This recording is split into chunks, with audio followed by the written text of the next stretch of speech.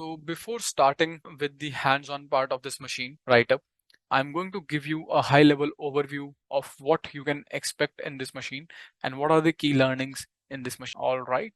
So here you can see, let me just increase the size a little. So here you can see a high-level overview of what can be expected out of this box. So we start with the port scanning and we find that port 22 and port 80 are open. Port 22 is sort of a dead end for us, so we are not going to spend any time on enumerating port 22. Instead, we are going to start with the enumeration of port 80. While enumerating port 80, we are going to find an application that is running named as Searcher 240. Searcher 240 is vulnerable to a well-known RCE exploit. The exploit link has already been shared. There's a known CVE for this exploit. We are going to utilize that exploit out of the box that is available on the GitHub, and we are going to get a shell as a low privilege user named as SVC. Once we get a low privilege shell, we are going to move towards the privilege escalation part.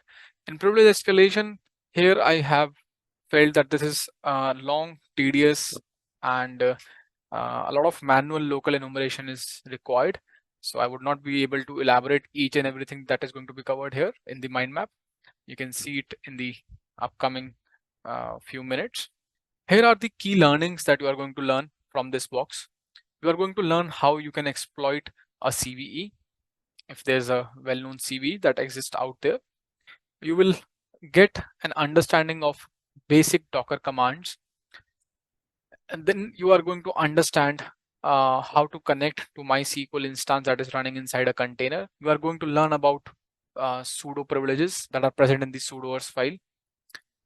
You are going to learn a lot about manual source code review for the purpose of privilege escalation. Also, we are going to take a look into upgrading our shell with Python and Netcat Magic. If you are not aware, we are going to utilize ROPNOP guide here. I'm also going to show you an additional technique for upgrading shells if you have port 22 open on the target machine and if you have the right privileges. That is also going to be covered here in this box, that how you can implant SSH keys to get a really stable shell.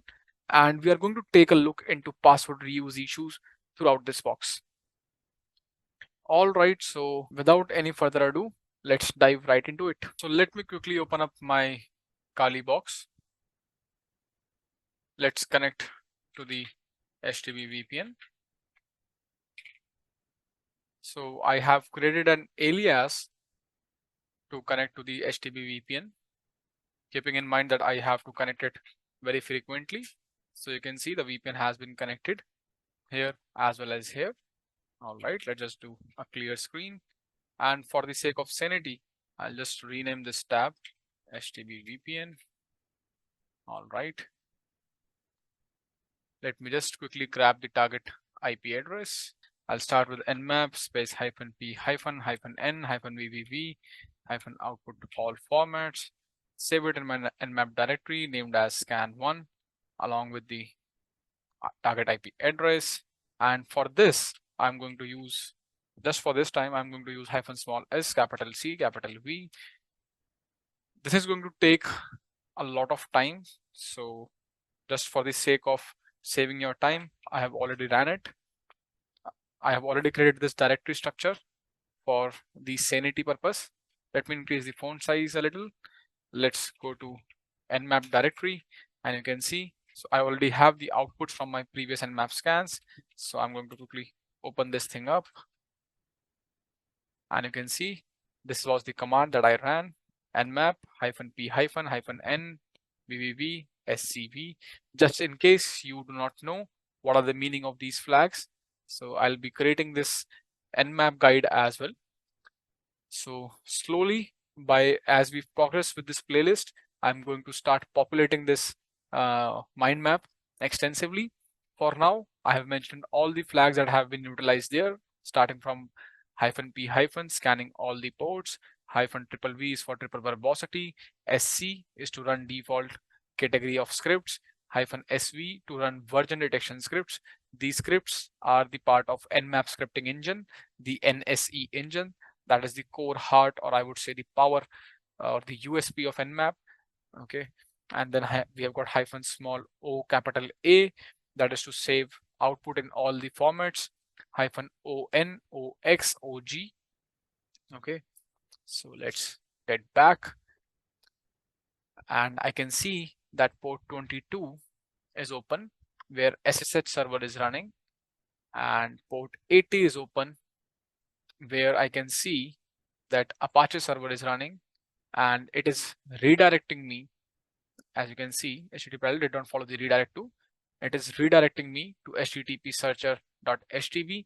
So here the target domain name or the host name is being revealed. So what I'm going to do is I'm quickly going to add this in my etc host file. But just before that, I would like to visit this website manually in my browser. So let's just do a quick check.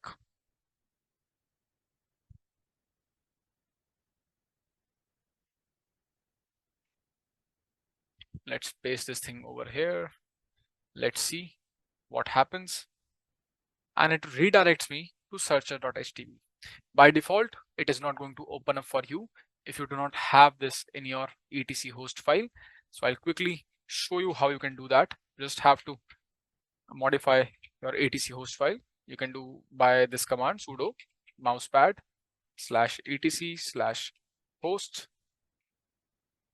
You can use text editor of your choice, and you can see that I have added the IP address and the target host name here, searcher.htb. This is something that we are going to add later on. So for now, this part is enough. Let's just save this thing, close this thing. So once you add this in your host file, what you are going to observe is you can visit searcher.htb in your browser, or you can visit the target IP address in your browser, and you are going to come across this web application that is running on the target server. All right, so here is a quick introduction about the service that is running. It says that you can select your search engine. Okay, let's say Apple. What do you want to search for? Let's say I just want to search for Humpty Dumpty. Let's press enter. Once I press enter, you can see that it is redirecting me to this /search endpoint, and it is providing me with this URL. That what you can do is you can just copy this, and you can open this thing in the new tab. All right, so it is not leading to any fruitful results here. No worries. Let's get back. So now once we are trying to enumerate this web application, the standard port 80 web application enumeration checklist kicks in at this place. Okay, and you should follow all the checks that are present, that should be present in your port 80 enumeration checklist. If you do not know it already, don't worry, I'll be releasing the extensive enumeration checklist mind maps as well with passage of time as we progress in this playlist. For now, what is pretty self-evident here is I can find this searcher.240. That is the web application that is running here. So what I can do is I can just do a quick Google search around this. If I just do quick Google search around this, the first thing that pops up is an exploit. Okay, if this thing does not pops up automatically, you can search for exploit, vulnerability, POC, RCE, something around that. And if you just want to go through the source code, you can simply click on this repo, or you can simply click on this URL here, and it is going to redirect to the official repo. You can see this is the official repo of the application that is running there. Okay, and if you go through the security tab as well, let's see, we can see that the security issue has also been listed in the security tab of this official GitHub repo. You can read more about this around here. You can find relevant links to the exploits here as well. Okay, so this allows an attacker to execute arbitrary commands via crafted script to the eval function in searchers main.py. If you want to explore further, you can go through the CVE number, the CVE ID. Okay, or if you want to see the actual source code which was vulnerable, you can see that it is vulnerable. The affected versions are anything that is less than 241, and the patch versions are anything that is equal to or greater to 240.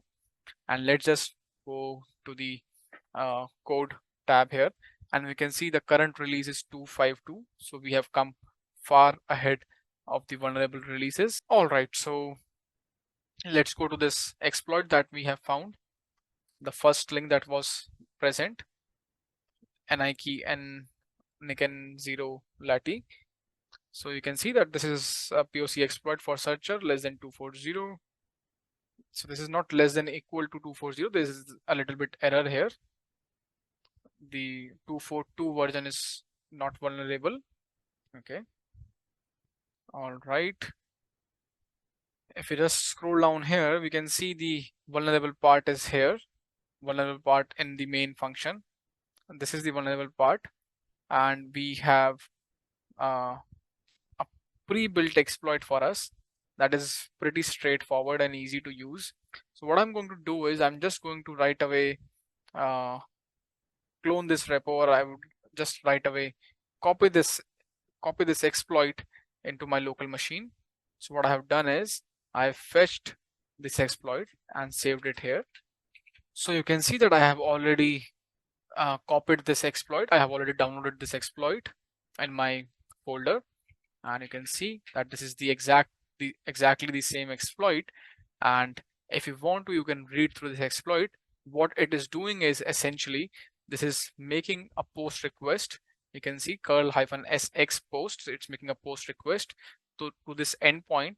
This is a variable $1. $1 is a variable, and what is $1 actually? $1 is going to be your user input. Okay, here our input target is $1. $1 is the target endpoint. So $1 is the first argument that you are going to pass to your script, and /search is going to be the endpoint that is going to be appended. -d is the data. -d is used with it is a flag that is used with curl to send data. So this is the data that is being sent.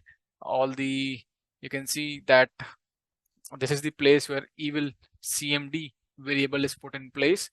This is the evil cmd variable, and this is the value that is being placed here. We can say that this is going to be put here.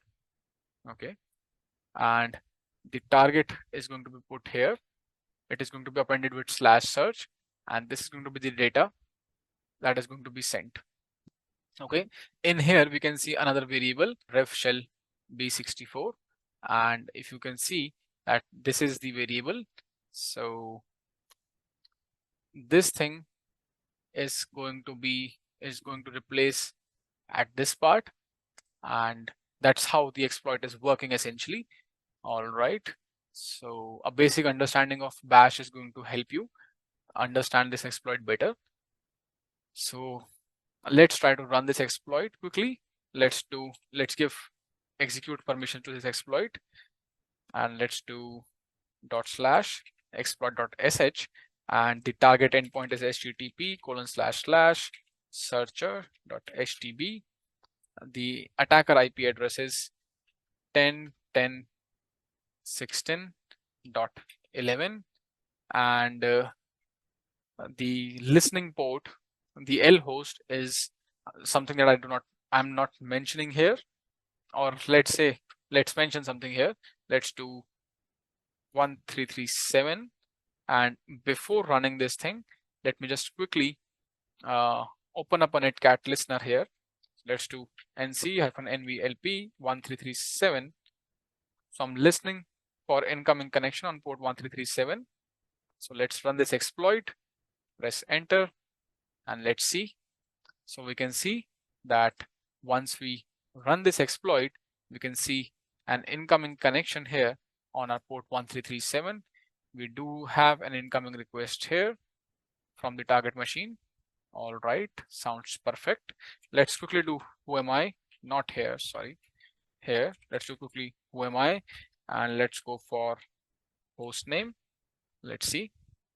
So I can see that I'm currently on this box, as SVC user, and I would just quickly like to know what are the users that are having shell access on the box.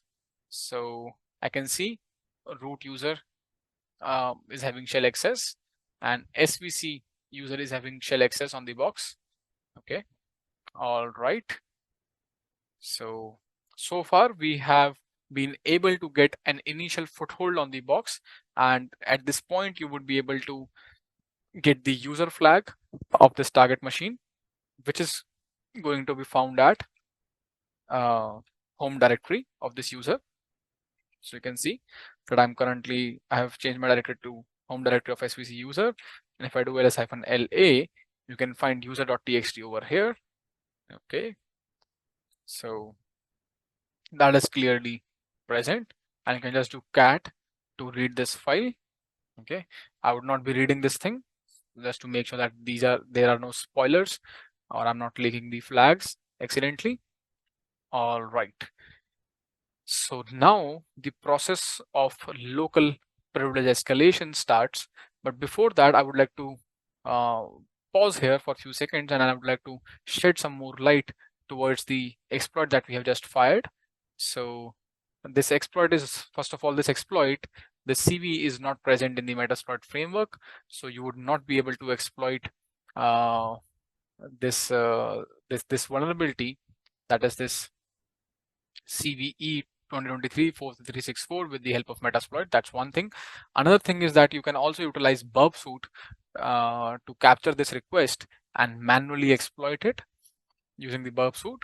And the another way that you can exploit this vulnerability is using curl command. You can use terminal, you can use curl binary to send that data through your terminal, and you can get a reversal there that way as well.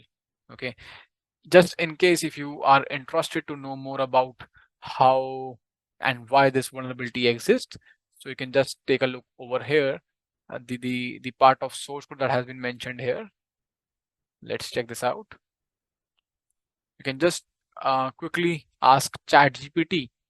You can just copy paste this part of the code to ChatGPT or Google Gemini and ask if there is any security issue, how the eval function in Python works, and why the security issue actually exists. And then you can go through the latest source code in the .py, and you can see how this has been patched.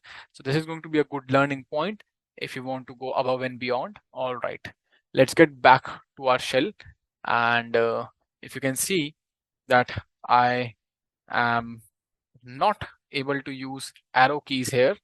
Okay, and I'm not able to do tab autocomplete here. Okay, so because this is a dumb shell and I need to upgrade this to my standard TTY shell. So there are two ways. So actually there are multiple ways to perform this activity, to upgrade your dumb shells to TTY shells. And in this session, we are going to take a look into two of those techniques. So coming up ahead are those techniques. So before proceeding further with the local privilege escalation and local enumeration of this box, let's quickly take a look into how we can implant SSH keys to get a better and a stable shell, or you can say a proper shell. All right. So the process involved in implanting SSH keys is divided into 3 steps. Step 1 is to create key pairs. So we are going to create a public key and a private key. Once these keys are created, we are going to transfer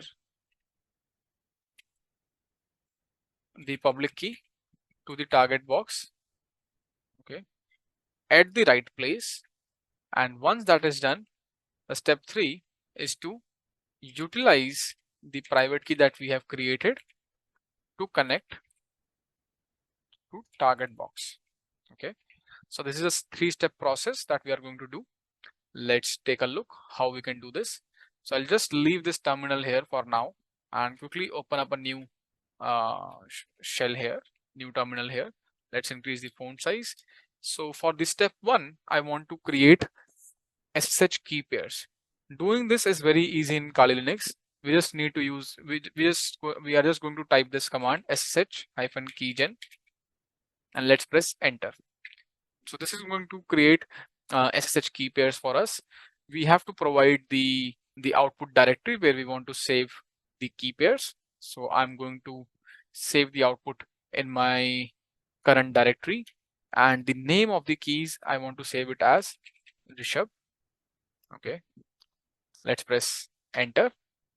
Enter the passphrase. So sort of a password you can say that are used to unlock the keys. I need to provide that. So I'm going to use a very simple passphrase 1 2 3 4 5 6. Press enter. 1 2 3 4 5 6. Press enter. So my key pairs has been generated. You can see in my current directory .rishabh.pub has been created. Let's quickly do ls and we can see that .rishabh.pub and Rishabh has been created. So these are my private and public keys that has been generated. Okay, as you can see the file types here. So now what I need to do is, now I need to transfer this public key from my Kali machine to the target machine. Now by default the directory where the SSH public key is saved for a user is .ssh directory in the home directory of the user. So I'm currently in the home directory of the user, if you can see, and if you can see there is no SSH directory over here. So I'm going to create a SSH directory .ssh. It's a hidden directory by default, so you need to create it in the same format. Let's do ls-la. The directory has been created, and now I'm going to go inside that directory .ssh. So it is currently empty. What I'm going to do is I'm going to copy the contents of this file to the target VM. So there are multiple ways for transferring the file. For now, I'm just going to use the easiest one. I'm just going to cat this file over here, cat.rishabh.pub. I'm just going to copy paste. I'm just going to copy this the contents of the file from here and Control Shift C for copying. I'll just echo it here, echoing it into a file. So by default, the name of the keys are going to be authorized underscore key, AUTH, authorized underscore keys. Let's press enter. Let's do ls-la, and you can see that authorized underscore keys has been generated. Let's quickly check them. So yes, the contents has been pasted here. All right, so we have successfully completed our step 2 here, that is transferring the public key to the target box. Now what we need to do is we need to connect to the Busqueda machine from my Kali machine. So what I'm going to do is I'm going to use SSH-I, my private key. -I is used for mentioning the private key, followed by the target username svz @target host name. Sorry, the target IP address, that is, I believe, 10. Let's just take a quick look. Where is it? It is present here. Yeah, copy it. Let's press enter, and what it is going to do is it is asking me for the passphrase 1 2 3 4 5 6. Let's press enter, and we have successfully logged inside target machine as an SVC user. You can see this is the command that I used. Okay, and I have successfully logged in to this target machine as an SVC user, and you can see that here I have tab autocomplete functionality. If I just type who and I press double tab, it is going to suggest me. If I press single tab, you can see that it is auto completing the output. Who am I? IP space A, host name, Busqueda. All right. So this was the process of implanting SSH keys in the target machine. please see the prerequisite here is that there needs to be port 22 that is already open for you. There needs to be this /etc passwd file should be checked for this, and this user should be having bash or shell access. Okay, these two things needs to be checked before implanting the keys. Okay, if these two conditions are not going to meet, you would not be able to implant the keys.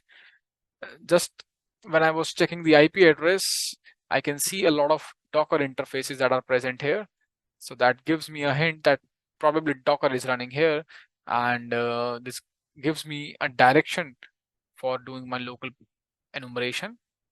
So let's take a look into the steps that are going to be involved here for performing the local privilege escalation.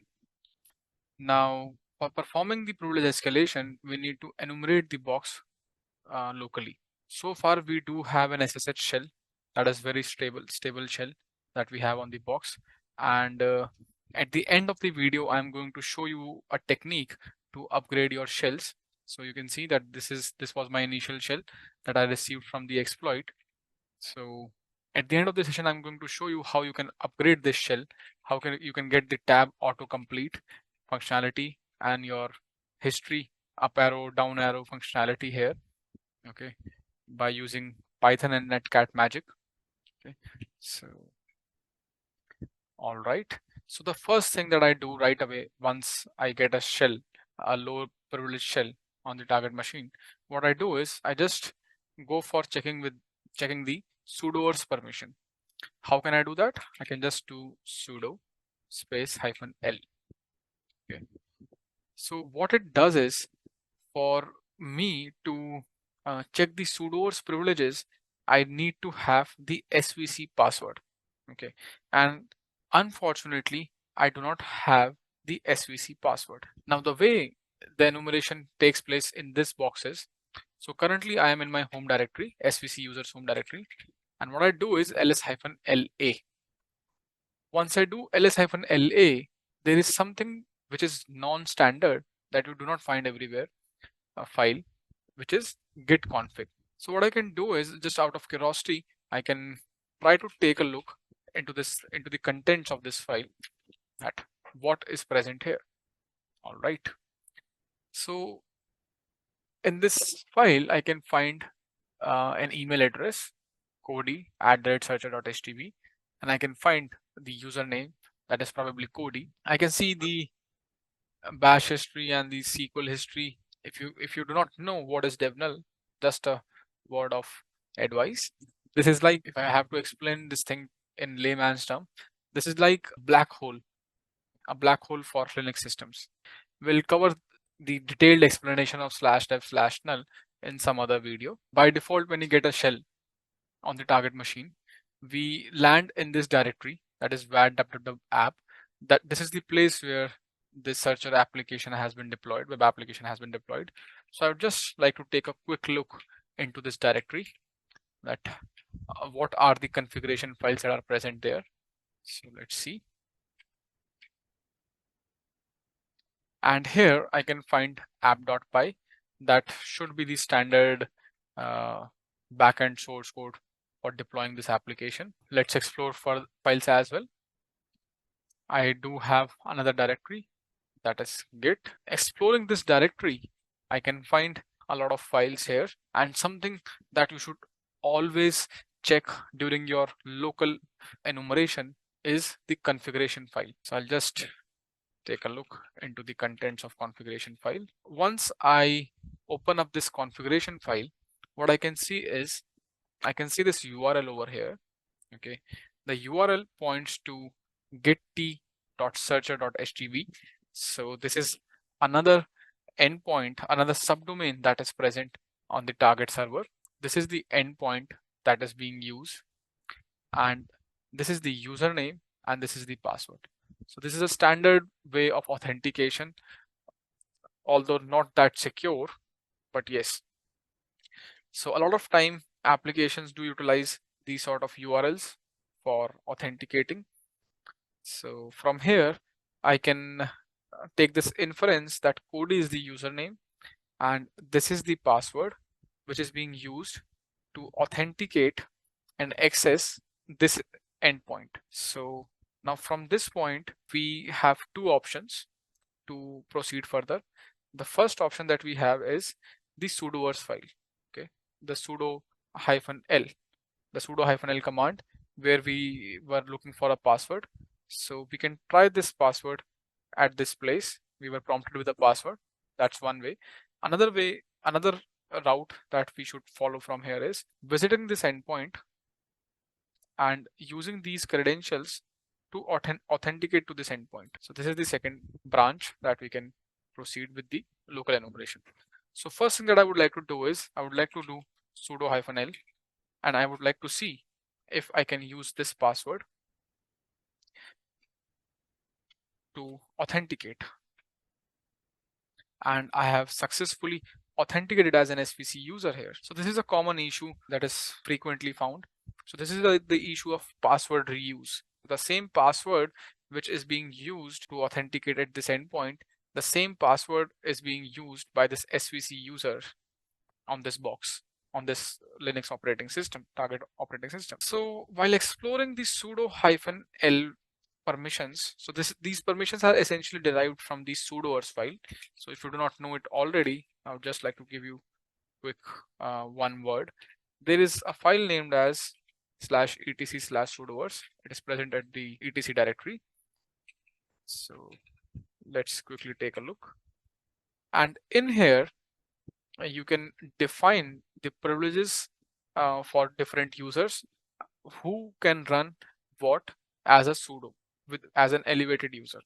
So here I can see that my SVC user can run the following command as root. So this is the command that the SVC user can run on this box as root.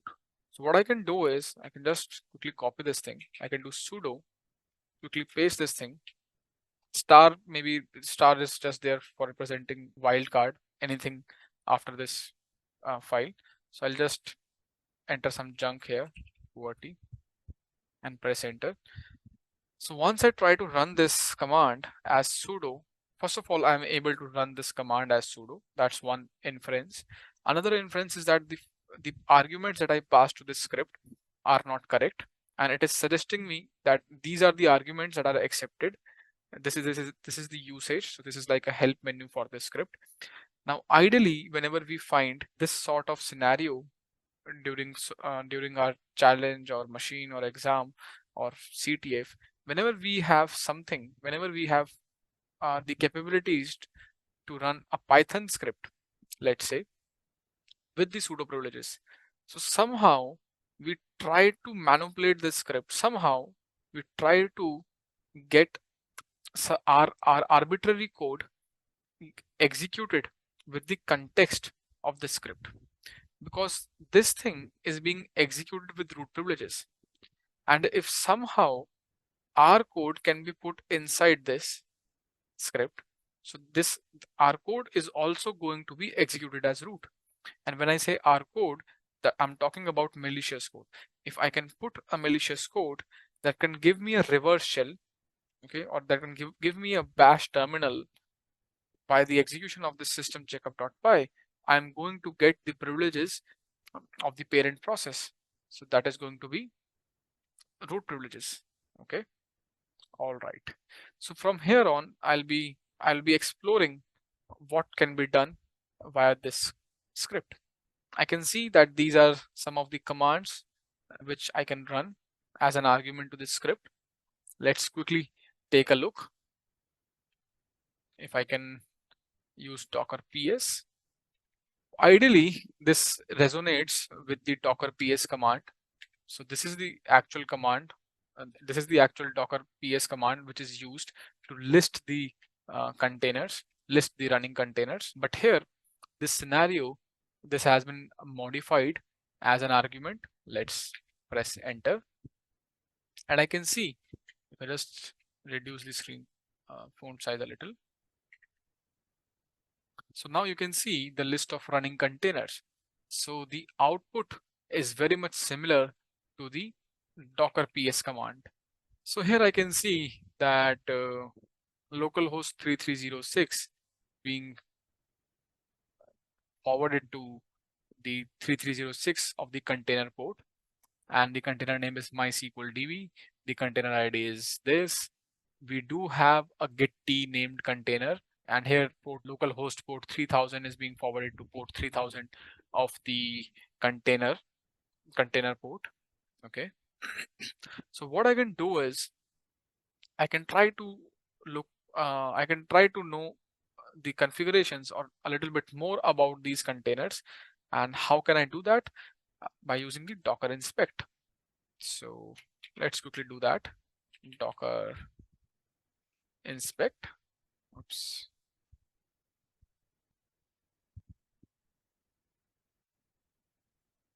Docker inspect, and let's press enter. So when I use this argument, it says that it is expecting a format and it is expecting a container name. Okay. So in case you do not know already, the standard way of running docker inspect is using a -- format flag followed by a format and then the container name. So I'll quickly open up a reference guide for you. So I quickly open up a tab over here. Let's do docker inspect. So if you can see, this is the standard usage. Here you can see how the docker inspect commands actually work. So it takes a -- format flag. Let's see the usage here.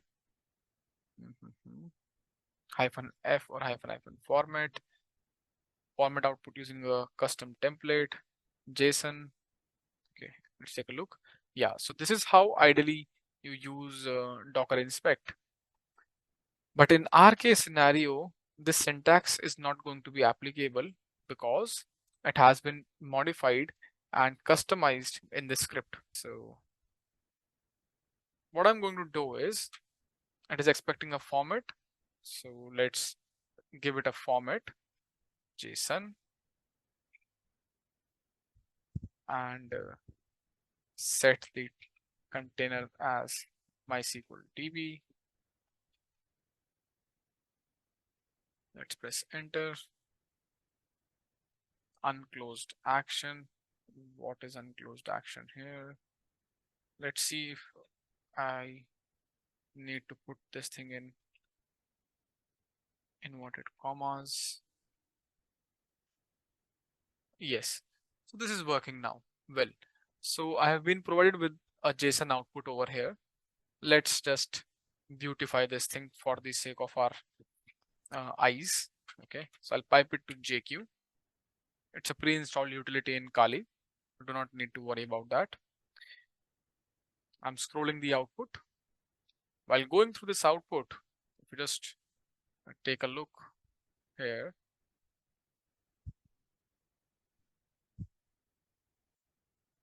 I can find that, okay, the host IP address and host port is this. That is fine. We already know this information. And here we can find very crucial and sensitive information. We can see that there's a MySQL user named as get_t. There's a MySQL password to that user, which is this, and there's a MySQL database named as get_t. There's a MySQL root password, which is this. Okay. So what I can do is, at this point, I can just log in to the MySQL instance that is running here locally. Okay. How can I do that? The command is really very simple. That is, let's open up a new terminal now. So clear. Okay, I cannot do that. I need to have a new SSH session. So what I'm going to do is, I'm going to use this password, this user, and I'll be connecting to the MySQL instance here. So let's do this thing. MySQL -h for the target host, and the target host is this. So this is the container's IP address where the MySQL is running. So I have presented the target host. I'll say my user is get_t, and the database that I want to connect is get_t, and -p for the password flag. Let's press enter. It is prompting me for a password. Let's take the password from here and paste it over here and press enter. And you can see that I have successfully logged inside the MySQL console that is running in this container. Okay, let's try to explore this database a little bit further. So what I can do is I can just quickly type show databases, and I can see that these are the databases that exist already using the getT database. I would like to show the tables which are present inside the in the getT database. So I will do show tables. I'll just do I'll do use getT.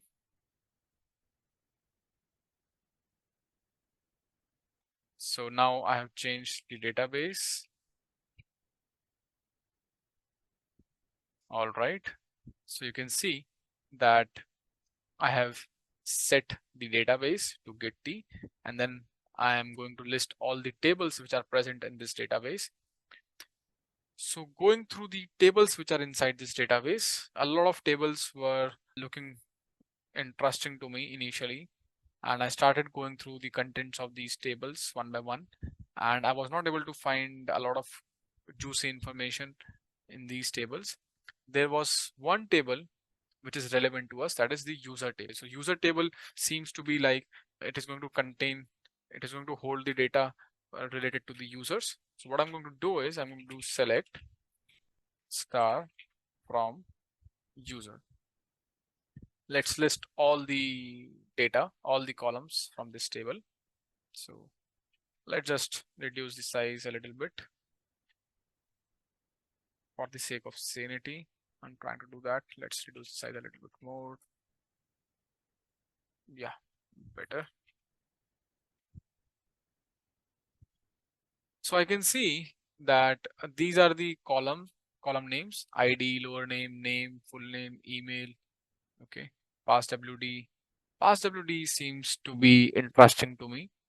Passwd hash seems to be interesting to me. Okay, is active, is admin, etc., etc. Okay, email.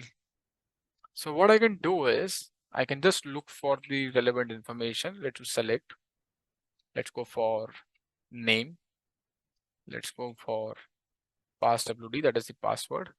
Let's go for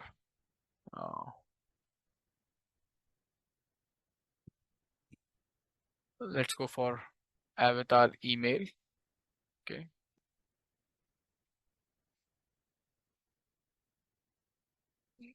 from user.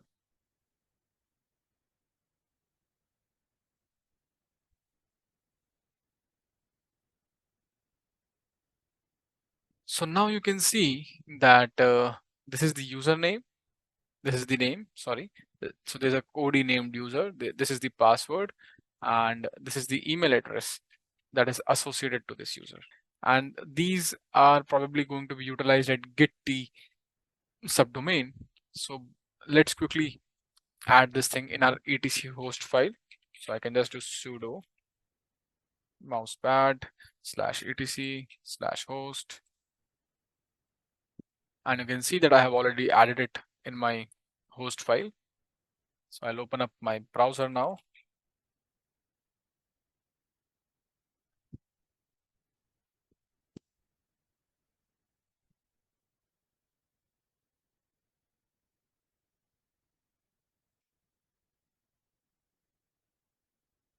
Let's try to visit this instance.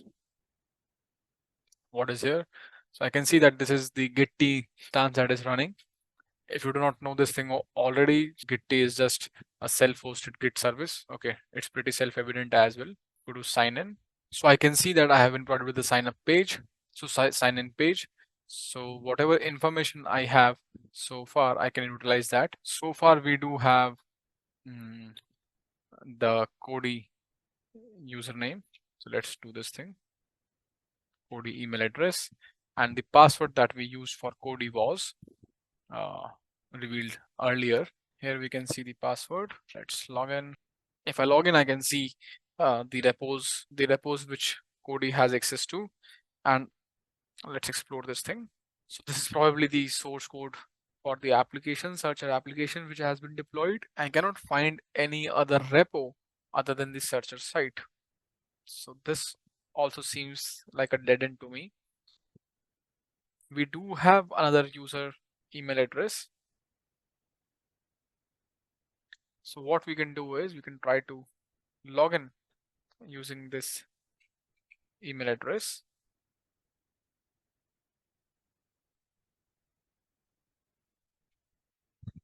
And the password that we can try is either we can go down the route of cracking the hash of this password, which is going to be highly unlikely if the password is very strong. Okay, or we can try to use the passwords which have which we have already found. Okay, so we do have 3 passwords so far, one for the Kodi user and the 2 passwords which have been revealed here in the configuration file or the Docker inspect for the get MySQL Docker instance. So I'll try to use this password first. Try administrator. Let's paste it. Let's try the first password. Sign in. And we can see that we have successfully logged in as an administrator user now. If I just explore the administrator/scripts repo, searcher site is something that we have already explored. So I can find the same set of the similar set of files that we have already seen. So check ports, full checkup.sh, install system checkup.py. So system checkup.py is the file that we are running, and why we are not able to see the contents of this file here. If I say here, why can I not see that? So if you see the file permissions of this file, you would be able to see that I do not have the privileges to read this thing. So no way I would be able to know the source code of this file. So that is why the contents of this file which are being revealed here is very important. So once I go through the source code, I get an understanding that these are the 3 actions which can be performed: Docker inspect, Docker ps, full checkup. So if the argument is Docker inspect, this is what is going to be done. So you can see the command that is going to be run is Docker inspect -- format, and the format provided by the user and the name of the container. Similarly, when the Docker ps argument is passed, it is simply going to run Docker ps in the backend, and it is going to show us the output. Similarly, there's another action that is full checkup. When full checkup argument is passed, what it is going to do is it is going to run this bash script. This bash script, if you see, the issue here is when you provide this argument, it is going to run this bash script from the current working directory. So if you have a full checkup.sh in your current working directory, it is going to run that script. And the vulnerability, or you can say the misconfiguration, is here itself. So just to give you overview how we are going to exploit this thing is, let's quickly run this thing. Let me open the help menu for this. So you can see the full checkup. Let's use this argument. It says something went wrong because it would not be able to find the bash script throws an error. You can see an exception is being thrown, that is something went wrong. Definitely because it is not able to find the full checkup.sh script. It is not present in my present working directory. So what I'm going to do is, just to give you a high level overview, how and what is happening here is, I'll take a screenshot of this and bring it to the paint. So this part, take the screenshot from here. So I'll tell you what is happening here. Once you run this command as sudo, so basically this script is being executed as root. The script is being executed as sudo, as super user. Now, when I use this flag, this invokes this action, and once this action is invoked, it is going to look for this bash script in the current working directory. Okay, if this script is found, it is going to run it and it is going to print done. This is the success message. Once it run it, it's going to print this done message. If something goes wrong, it is going to print the error message. So for now, we can see the error message. Now, this is the thing where we are going to escalate our privileges. So basically what I'm going to do is I'm going to create a malicious reverse shell, or you can say a malicious bash script, and I'm going to put it in my current working directory, and I'm going to execute the script with the full checkup. So this is going to lead the execution of this, and this bash script is going to be executed with the root privileges, and the reverse shell which is going to be present inside this bash script is going to be executed as root. So I hope this logic is clear, how things are happening, basically how and why we are doing something.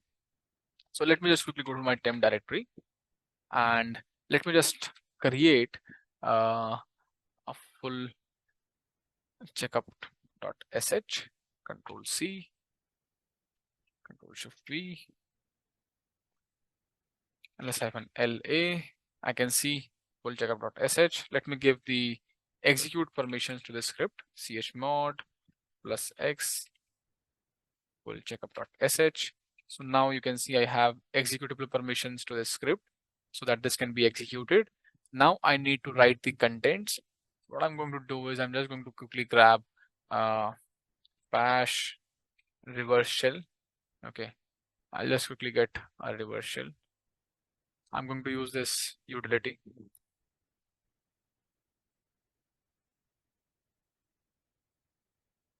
To create a bash reverse shell.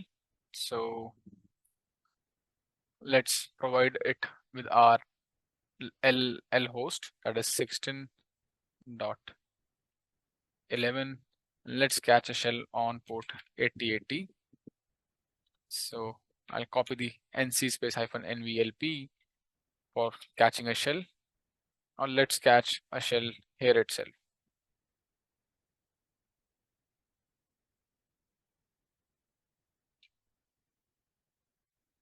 So I've started a listener over here.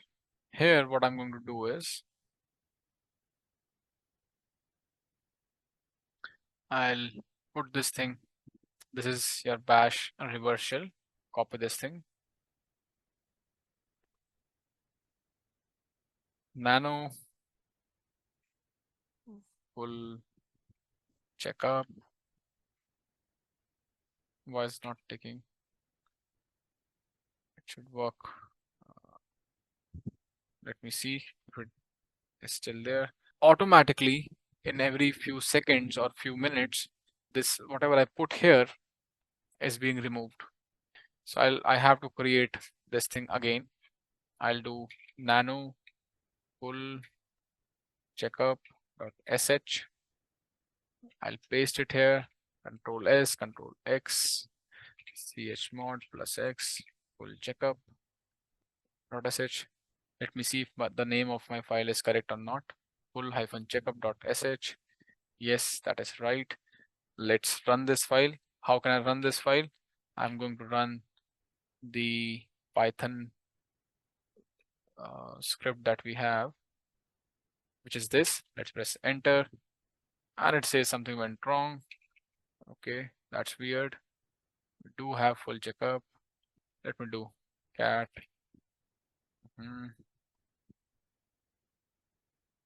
full checkup.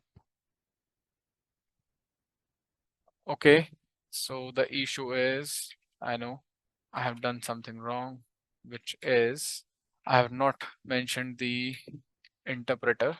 So #!bin/bash. This is also known as shebang, and let's run it again.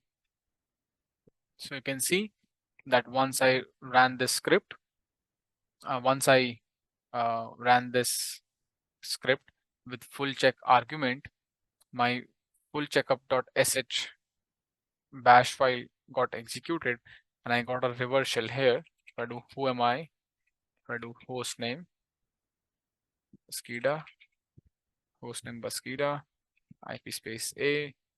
Where am I? I'm in temp directory. Let's go to root directory. Oops, slash root pwd ls-la, and I can find the root.txt. Okay, I can read the root.txt. I am root and I can read it. So that is how you can root this machine. Okay, so the tricky part here is doing the local enumeration, local privilege enumeration for local privilege escalation, going through the configuration files, going through the Docker containers. Now, next, I'm going to talk a little bit about beyond the root. If you were interested in just rooting the machine, that's all. You can take a break and you can go back and solve this machine. If you want to learn something more, so now starts the beyond root section.